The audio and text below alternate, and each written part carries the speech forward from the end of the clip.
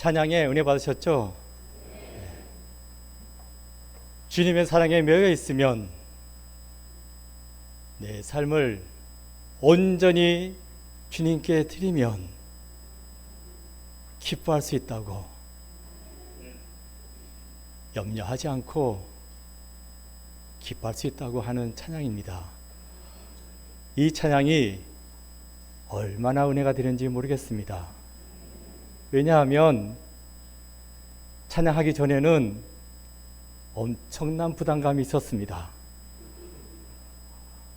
왜 부담감이 있었냐 하면 우리 고용수 장로님께서 말씀 듣고 염려를 휙 날려버리게 해달라고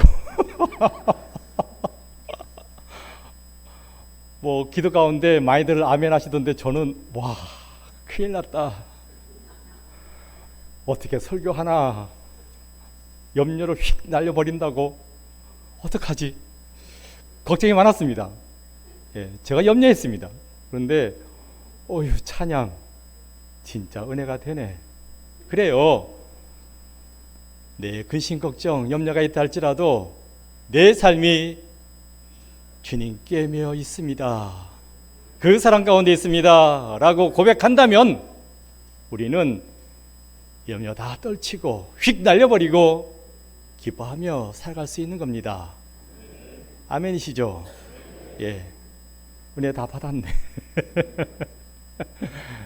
축도하면 되겠네. 예. 그래도 뭐 준비해온 게 있으니까 잠시 말씀 전하도록 하겠습니다. 오늘 본문 6절 말씀 다들 아시죠? 아무것도 염려하지 말고 다만 모든 일에 기도와 간구로 너희 구할 것을 감사함으로 하나님께 아뢰라. 염려하지 마라. 대신에 뭘 하라고요? 기도해라. 염려를 하는 대신에 기도하면 된다 하는 말씀이 되겠습니다. 그래서 그렇지, 염려하면 안 되지, 기도하라고 하셨지 해가지고 열심히 기도합니다. 기도해요. 그런데 마음 저기 한편에서는 스물스물 기어오릅니다. 이 기도 응답이 안 되면 어떡하나. 응답돼야 되는데 하는 염려를 하게 되는 겁니다.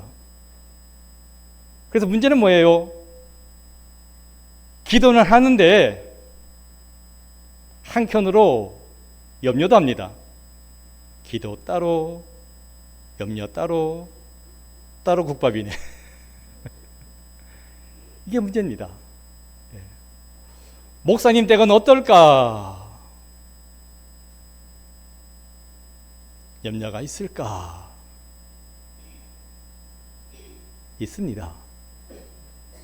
그 염려 때문에 부부싸움을 할까? 목사님인데 부부싸움 안 하겠지 라고 생각해 주시면 고마운데, 부부싸움 합니다. 결혼하고 얼마 지나지 않았을 때입니다. 진짜 세게 싸웠습니다. 아이고, 왜 싸웠냐 하면 먹고 사는 문제죠. 돈 문제입니다. 신학교 입학하자마자 결혼했습니다. 교육전도사 나갈 때예요. 당시에 30만 원 사례비 받았습니다. 그 가운데 제 아내가 3만 원을 떼는 겁니다. 뭐 11조인데 11조 떼나 보다 했는데 이게 아니야. 3만 원을 또 떼네. 그게 뭐냐고 하니까 주택부금이라고, 주택부금을 들었다는 겁니다. 나한테 말도 안 하고. 한 푼이 아까운데, 예, 실조를 2번이나 떼는 겁니다. 당연히 실조가 내야 되는 거지만 주택부금으로 왜 떼는 걸까 해서, 예, 떼지 말라고, 주택부금 해약하라고, 안 된다는 겁니다. 예. 그래서 지금은 파트지만 전입 나가면 교회에서 사택 준다. 그런데 왜 주택부금을 붓는 거냐고, 붓지 말라고 단호하게 말했어요. 했더니만 그럴지라도 지분이 있어야 된다고. 예, 제 집사람이 좀 셉니다. 예, 있어야 된다고. 왜 그렇게 세게 말했냐 하면, 장인어른이 퇴직하고 딸랑 집 한 채 있었는데 당시에 교회 건축이 있었어요. 홀랑 바쳤습니다. 그래서 월세 살았습니다. 장인, 장모님, 집사람이 맞이고 동생들이 셋이나 있습니다. 6 식구가 옥탑방에, 그것도 단칸방에 사는 겁니다. 너무 고생을 했나 봅니다. 옥탑방에다 보니까 추울 땐 춥고 더울 땐 덥고 샤시에 물이 줄줄줄 흐릅니다. 겨울에는. 그러니까 너무 힘들었나 봐. 그래서 집은 있어야 된다. 끝까지 밀어붙이는 겁니다. 저도 끝까지 밀어붙이다가, 예, 병 났습니다. 그러니까 그렇게 대판 싸운 적이 있거든요. 제가 이 말씀 드릴 까닭은, 아무리 목사를 할지라도 먹고 사는 문제로 염려할 때가 있다는 것입니다.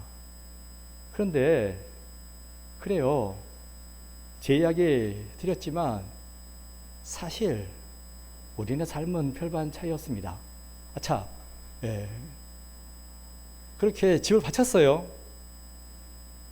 그래서 어떻게 됐어요? 집사람이 큰딸이라고 그랬잖아요. 저랑 결혼하지 않았습니까? 잘 됐죠? 마지못해서. 둘째는 지금 강남에 있는, 예, 그것도 삼성역에 있는 병원의 병원장입니다. 셋째는 목사고, 넷째는 남편이 지금 은행 지점장입니다. 잘 됐어요. 진짜 잘 됐습니다. 그래서 어쨌든 당시에는 대판 싸울 정도로 참 염려가 많았습니다. 염려하지 마라 했지만 염려할 수밖에 없는 게 우리네 인생입니다. 오늘 본문 보시면 염려하지 마라 했는데 그 앞에 수식어가 있습니다. 아무것도 염려하지 마라. 아무것도 염려하지 마라. 이걸 잘 보셔야 돼요.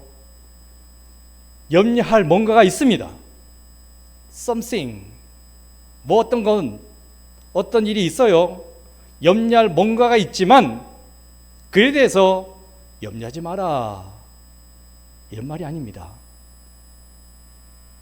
something이 아니라 nothing입니다. 아무것도. nothing입니다. 아무것도 없다. 그러니까 염려하지 말라는 것입니다. 우리는 착각해요. 염려할 뭔가가 있어가지고 그 염려가 나를 짓누르고 있습니다. 그 가운데 염려하지 말라 했으니까 염려 안 해야지, 꽉꽉 누르면서 염려 안 해보려고 하는데 그게 잘 안 됩니다. 기도를 해도 기도가 잘 되지 않습니다. 그런데 본문은 그런 이야기를 하고 있는 본문이 아니라는 것입니다. 아무것도, nothing입니다. 아무것도 없다. 그러니까 염려하지 말라는 것입니다. 그런데 이 말을 빌립보 교회 교인들은 잘 알아들었습니다. 빌립보서가 어떤 책이에요? 사도 바울이 빌립보 교회 교인들에게 보낸 편지입니다.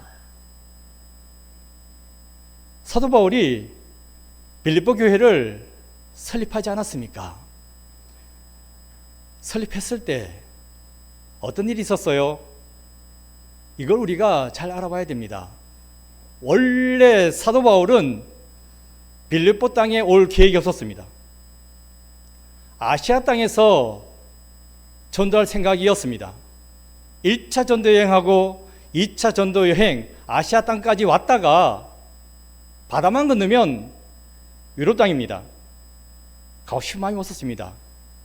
뒤로 돌아태가지고 다시 아시아 땅으로 갈 생각이었습니다. 그런데 환상 중에 나타났잖아요.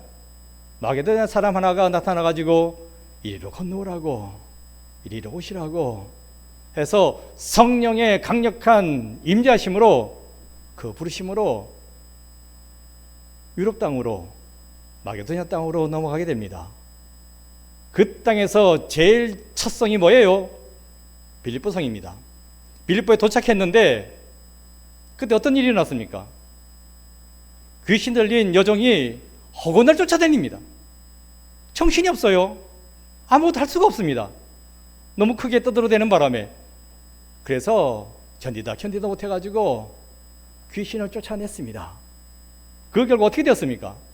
귀신을 쫓아내었으니까 잘한 일인데 그 귀신 들린 여종이 귀신 들린 걸로 끝나는 것이 아니라 그걸로 점쳤습니다. 그래서 금전적인 유익을 얻은 사람들이 있었습니다. 그 사람들이 바울을 고발했습니다. 말도 안 되는 일로 이 사람은 이 땅에 와서 이상한 것을 퍼뜨리고 있는 자들이라고 해가지고 졸지에 빌립보 감옥에 갇히게 되는 겁니다. 키도 안 차지. 나쁜 일을 한 것이 아니라 좋은 일을 했잖아요. 그런데 빌립보 감옥에 갇혔습니다. 이렇게 갇혀가지고 어떤 일이 일어났어요? 얼마 지나지 않고 밤중에 지진이 나지 않았습니까? 지진이 나고 그 지진이 하필이면 빌립보 감옥터에 났습니다. 그러다 보니까 감옥문이 열렸어요. 그리고 사도 바울의 발을 메고 있던 자꾸도 풀어버렸습니다. 그런 놀라운 역사가 일어나가지고 그 일로 인해서 어떻게 됩니까? 간수가 예수님 영접하게 되고 간수를 중심으로 그 집안이 세례받고 그래서 빌립보 교회가 세워지게 되었다는 것입니다. 이런 사실을 빌립보 교회 교인들은 다들 알고 있었습니다. 아, 그렇구나. 감옥에 갇혔지만 그 감옥에 갇힌 일로 통해서 놀라운 기적 역사가 일어나고 그 기적으로 말미암아 빌립보 교회가 세워졌다는 것을 다른 사람들은 몰라도 빌립보 교회 교인들은 다들 알고 있었다는 것입니다. 그래서 사도 바울이 빌립보서에서 이야기하는 겁니다. 염려하지 마라. 이 말을 했을 때 그렇지. 감옥에 갇혔을지라도 염려하지 아니하고 기도하면 보세요. 감옥에 갇혔을 때에 사도 바울이 기도하고 찬송했더니만 갑자기 호련히 지진이 나고 감옥문이 열리고 자꾸도 풀어지는 역사가 일어나지 않았습니까? 그것을 빌립보 교회 교인들은 자기 눈으로 보았습니다. 또 들었습니다. 그래서 깨달아 알고 있는 것입니다. 아, 그렇구나. 어떠한 염려거리가 있다 할지라도 염려하지 아니하고 기도해야 되는구나. 찬송해야 되는구나. 그러면 기적사가 일어나는구나. 그래서 우리 교회가 세워지게 되었지 하는 것을 다른 사람들은 몰라도 빌립보 교회 교인들은 다들 알고 있었다는 것입니다. 빌립보서는요, 사도 바울이 빌립보 교회를 설립하고 난 10년 후에 기록되어진 편지입니다. 10년 후에 사도 바울은 로마 감옥에 갇혀 있었습니다. 가볼래도 갈 수 있는 상황이 아니에요. 그런데 빌립보 땅에서 들려오는 소식은 염려가 많다. 문제가 있다 보니 그 염려로 인해 가지고 교회가 갈등을 일으키게 되고 어려움을 겪게 된다 하는 이야기를 듣게 되었습니다. 감옥에 갇혀 있으니 어쩌겠습니까? 갈 수는 없고 그래서 빌립보 교회에 편지를 보내게 되는 것입니다. 아무것도 염려하지 마시라고, 기도하고 찬송하면 되는 거라고, 여러분들은 알고 있지 않냐고, 이 교회가 어떻게 세워졌냐고, 염려가 있다 할지라도 기도하고 찬송하는 가운데 이 교회가 세워지지 않았냐고, 지금 어떠한 염려가 있다 할지라도 염려하지 마시라고, 기도하시라고 하는 편지를 보냈던 것입니다. 여기서 우리가 생각해 봐야 할 것이 있습니다. 바울이 염려하지 아니하고 기도하니까 지진이 났다고 하지 않았습니까? 감옥문도 열리고 창고도 풀렸거든요. 그렇다면 바울이 무슨 기도를 했을까 하는 것입니다. 억울하게 감옥에 갇혀 있는 이 바울이 무슨 기도를 했을까? 당연히 이 감옥에서 꺼내주세요. 주님, 제가 귀신 쫓아냈는데 그로 말미암아 얼토당토 아니하게 억울하게 감옥에 갇혔습니다. 갇히기 전에 죽을 만큼 얻어맞았습니다. 이 감옥에 계속 갇혀 있다가는 진짜 죽을 수도 있습니다. 제가 선교하러 이 땅에 왔는데 여기서 죽으면 안 되지 않겠습니까? 주님, 나를 이 감옥에서 꺼내주세요. 간절히 기도하고 기도하는 가운데 찬송을 했을까? 그래서 그 기도로 말미암아 지진이 나고 감옥문을 열고 창고도 풀리는 놀라운 기적 역사를 체험했을까? 어떻습니까? 제가 이렇게 물어본 이유가 있습니다. 그거 아닙니다. 빌립보 감옥에 갇혀있던 사도 바울이 하나님 저를 꺼내주세요, 감옥에서 나갈 수 있도록 해주세요, 이렇게 기도했다는 게 아니라는 것입니다. 왜 이렇게 말씀드려요? 보세요. 기도했잖아. 꺼내달라고 기도했는데 오라?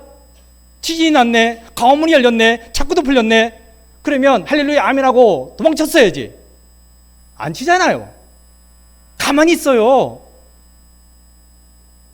꺼내달라고 기도했으면 문이 열렸으니까 응답받았구나 하고 도망쳤어야지. 안 쳤습니다.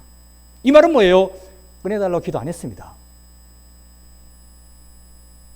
간수는 감옥문이 열린 걸 보고 다 도망갔구나, 내가 책임을 완수하지 못했구나 해가지고 자결을 하라고 했잖아요. 그때 사도 바울이 뭐라고 이야기했어요? 가만히 있으라고, 몸을 상하게 하지 말라고, 우리가 다 여기 있다고 이렇게 말하지 않았습니까? 그때 간수가 물어보죠. 어떻게 해야 제가 살 수 있겠습니까? 주 예수를 믿으라고. 그리하면 너와 내 집이 구원을 얻을 것이다 해서 간수를 중심으로 온 가족들이 예수를 영접하게 됩니다. 그리고 그 감옥에 있던 많은 죄수들이 예수를 영접하게 됩니다. 중요한 것은 뭐예요? 사도 바울이 감옥 안에서 감옥에서 꺼내달라고 기도하지 않았다는 것입니다. 뭘 기도했어요? 하나님, 제가 아시아 땅으로 가려고 했는데 이 마게도냐 땅으로, 특히 그 첫성 빌립보 땅에 제가 오지 않았습니까? 이 땅에 온 것은 하나님께서 복음을 전하라고 이곳에 보내준 줄로 믿습니다. 비록 제가 얼토당토 않게 감옥에 갇히게 되었지만 이 감옥 안에서도 전도할 수 있도록 해달라고. 저 간수를 비롯해가지고 수많은 죄수들 많이 있습니다. 그 사람들 다 예수 믿고 구원받게 해달라고 그렇게 열심히 기도하지 않았겠습니까? 찬송도 하나님, 제가 어쩌자고 이렇게 감옥에 갇혔습니까? 하소연하면서 징징대면서 그렇게 찬송했겠어요? 아닙니다. 이곳에 온 것도 하나님의 뜻인 줄 믿습니다.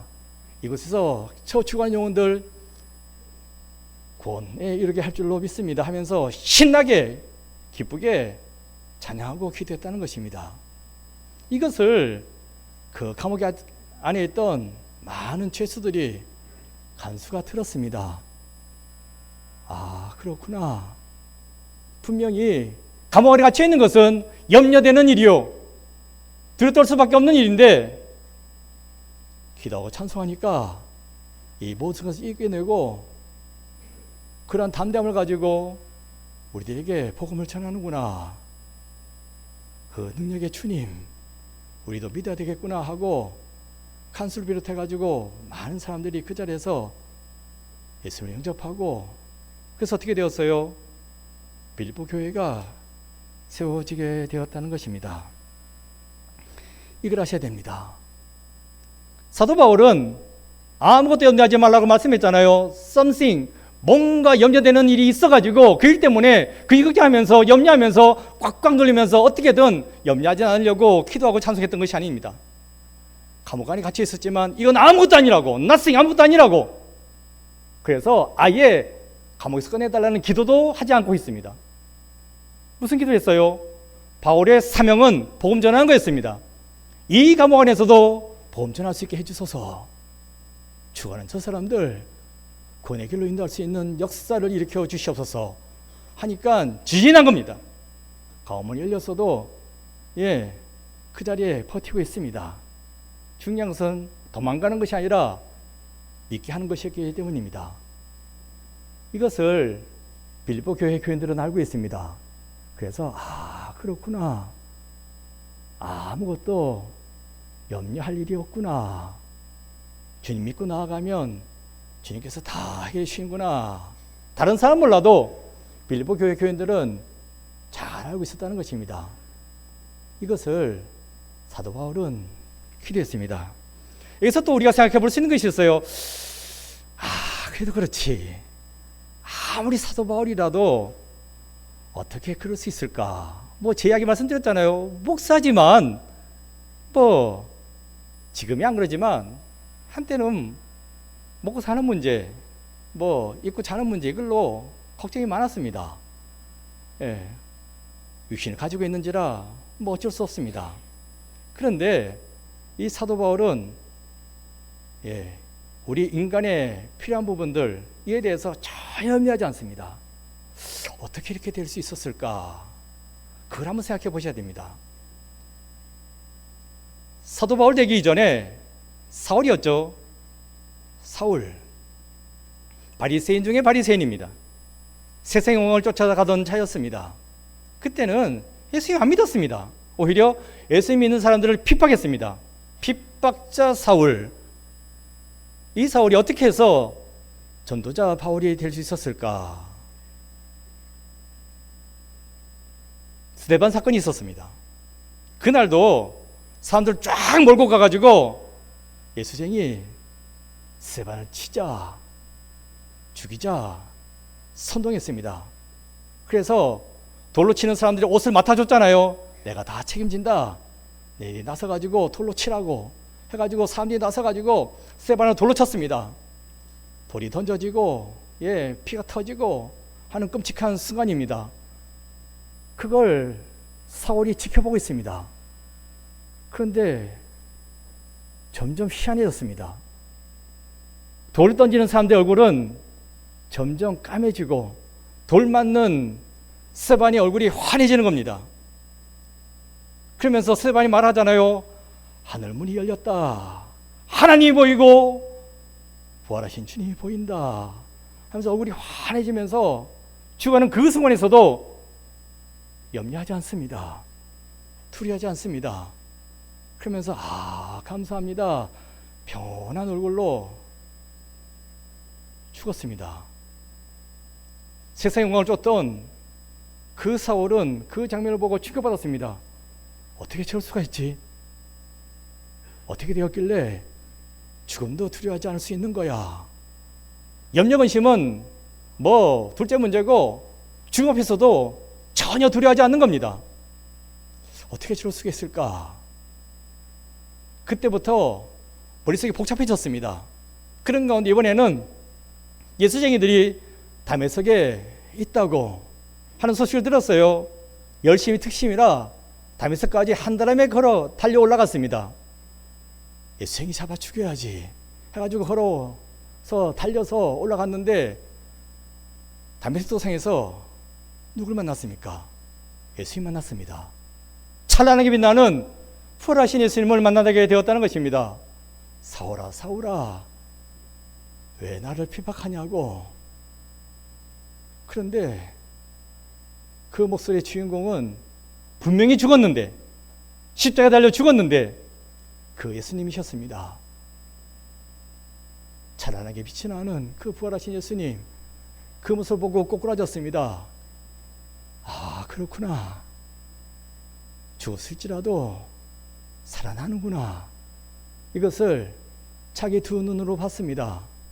여기에 진리가 있구나, 여기에 생명이 있구나 해서 핍박자 사울이 하루아침에 전도자 바울로 변하게 되었다는 것입니다. 이것이 바울의 신앙의 출발입니다. 바울의 신앙은 한마디로 부활 신앙입니다. 죽었을지라도 다시 살아날 수 있다고 십자가에 달린 예수님께서 다시 부활하시지 않았냐고, 부활하신 모습을, 그 주님을 자기 두 눈으로 똑똑히 봤습니다. 그래서 믿음을 갖게 되었다는 거예요. 이게 부활 신앙입니다. 죽어도 살아나는데 뭘 염려하겠습니까? 뭘 걱정하겠습니까? 염려 없습니다. 걱정 없습니다. 그러면서 열심히 주님께서 나에게 주신 사명, 그 은혜의 복음을 전하는 일에 헌신하는 그러한 모습을 보여주고 있는 거죠. 이런 사람인데 감옥에 갇혔다고, 죽을지도 모른다고, 살려달라고, 구해달라고, 빼내달라고 이런 기도를 하겠습니까? 안 하는 거죠. 무슨 기도했어요? 이 감옥에 갇히게 된 것도 다 하나님의 섭리인 줄로 믿습니다.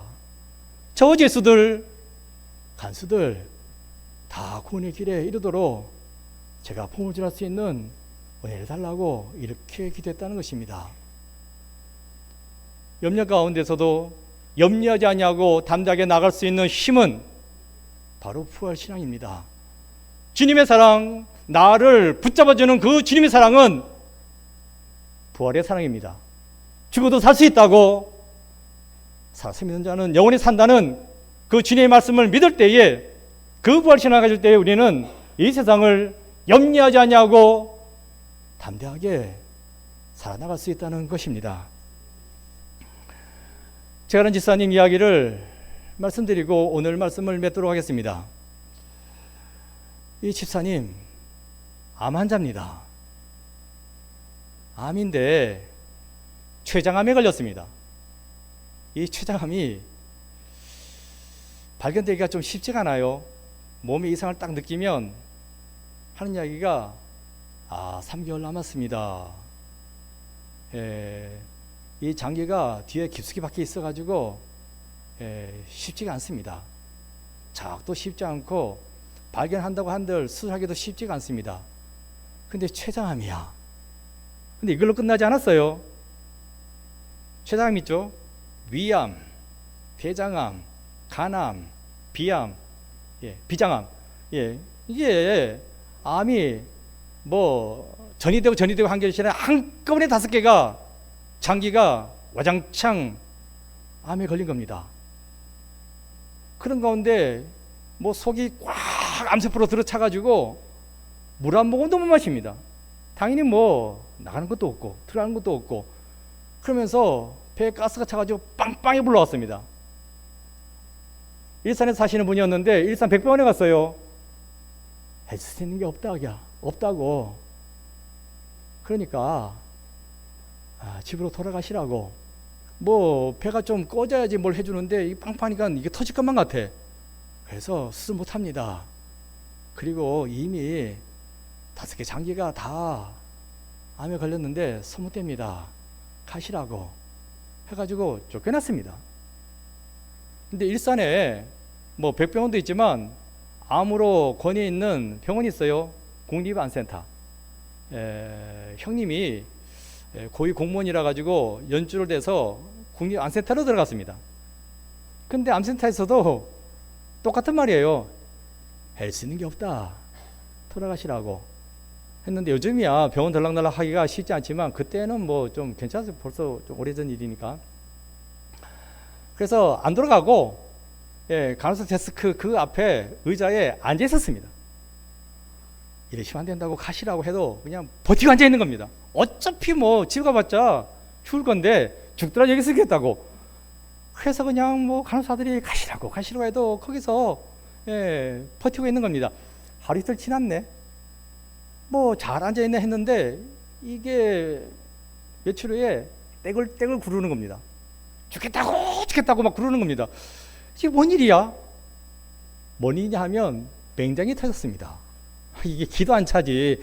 암 환자가 맹장 터졌다고 떼굴떼굴 구르니까 뭐 맹장 터지면 이게 견디지 못하거든요. 떼굴떼굴 구르는 거야. 그래가지고 보니까 그 사이에 좀 배도 좀 꺼졌어요. 그래서 너무 죽겠다고, 암은 암이지만 일단 그래 맹장이라도 어떻게 손 좀 보자 해가지고 수술이 들어갔습니다. 놀랍게도 배를 여는 김에 암 수술까지 다 끝냈습니다. 이게 암 수술이라는 게 딴 거 없어요. 위장 떼내고 대장 떼내고 뭐 이게 막 다 떼내는 겁니다. 뭐 췌장 떼내고 했는데 그래서 살았을까? 다 떼냈으니까 배가 뭐 쑥 들어갔지. 그래서 살았을까? 죽었으면 제가 말을 왜 하겠습니까? 살았습니다. 그런데 그 전에 이분이 꿈을 꾼 게 있습니다. 꿈에 주인이 나타나셨다고. 주님께서 나타나셔가지고 내 손을 잡아라. 내 손을 잡아라. 아이고 아파 죽겠구만. 뭘 자꾸 잡으라고 그러셔. 하는 그런 차원이지만 길을 쓰고 그 손을 잡았습니다. 그랬더니 어떤 일이 났어요? 어라? 맹장이 터졌네. 근데 그게 나쁜 일이 아니고 그걸 통해 가지고 어떻게 되었어요? 암 수술 끝내지 않았습니까? 그래서 그분 말합니다.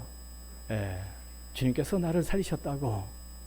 이렇게 말하시는데 그 다음에 이제 좀 뭐 수술 끝나고 몸이 영 안 좋아요. 근데 다행히 좀 며칠 지나고 휠체어를 탈 수 있게 되었네. 근데 휠체어를 굳이 타고 뭘 하는지 아세요? 전도하는 겁니다. 병심하러 돌아다니면서 전도해요.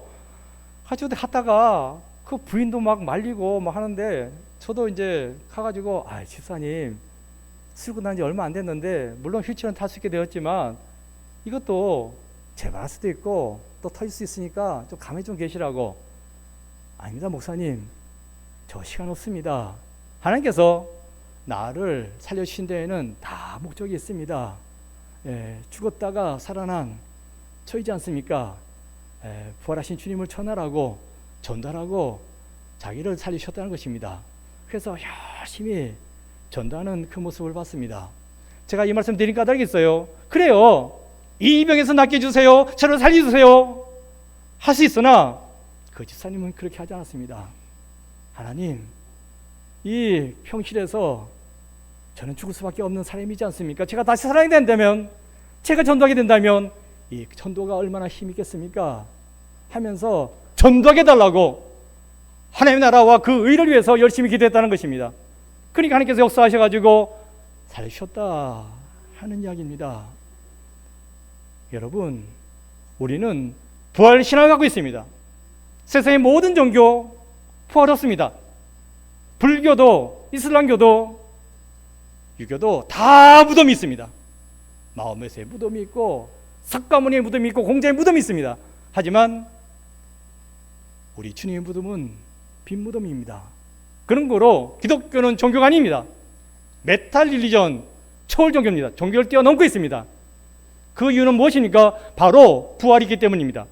우리는 부활하신 예수님을 믿습니다. 죽을지라도 다시 살아나게 될 줄로 믿습니다. 살아서 믿는 자는 영원히 죽지 아니할 줄로 믿습니다. 근데 뭘 염려하십니까? 뭘 걱정하십니까? 믿음으로 담대하게 나가는 것입니다. 그런 가운데 우리는 이 세상을 승리하며 살아나갈 수 있습니다. 염려, 근심, 걱정 다 떨쳐버리고 작년 기도하신 바와 같이 휙 날려버리고 부활하신 주님 믿고 담대하게 살아갈 수 있는 여러분 모두가 되시기를 간절히 축원드립니다.